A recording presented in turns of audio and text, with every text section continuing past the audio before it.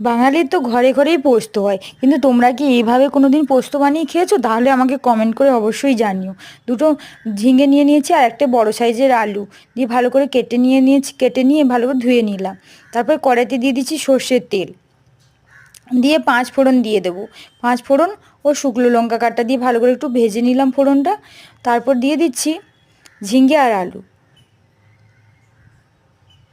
ঝিঙ্গে আর আলু দিয়ে নেড়ে নেব। নেড়ে তারপর দিয়ে দিচ্ছি লবণ, পরিমাণ মতো লবণ দিয়ে দিলাম। তারপর দিচ্ছি একটু হলুদ। পোস্ততে হলুদ না দিলেও চলে, কিন্তু আমি লোহার কড়ায় রান্না করছি তাই জন্য কালো পড়ে যাবে বলে দিয়ে দিলাম একটু হলুদ। তারপর নিয়ে নিয়েছি পোস্ত, 4 টেবিল স্পুন পোস্ত নিয়ে ভালো করে বেটে নিয়েছি। বেটে নেওয়ার পরে ঝিঙে আলুটা একটু সিদ্ধ হয়ে এলে তারপরে পোস্ত বাটাটা দিয়ে দিলাম। পোস্ত বাটা দিয়ে ভালো করে নেড়ে নিলাম। আমি কোনো জল টল দিচ্ছি না এখানে, ওই ঝিঙের জলেই পোস্ত সিদ্ধ হয়ে। তারপর দিয়ে দিয়েছি একটু চিনি আর একটু ঘি, 1 চামচ ঘি দিয়ে দিয়েছি। দিয়ে ভালো করে নেড়ে নিলাম। নেড়ে নেওয়ার পরে দেখো পোস্ত একদম রেডি, আলু একদম সেদ্ধও হয়ে গেছে। এরপর নামিয়ে নিচ্ছি।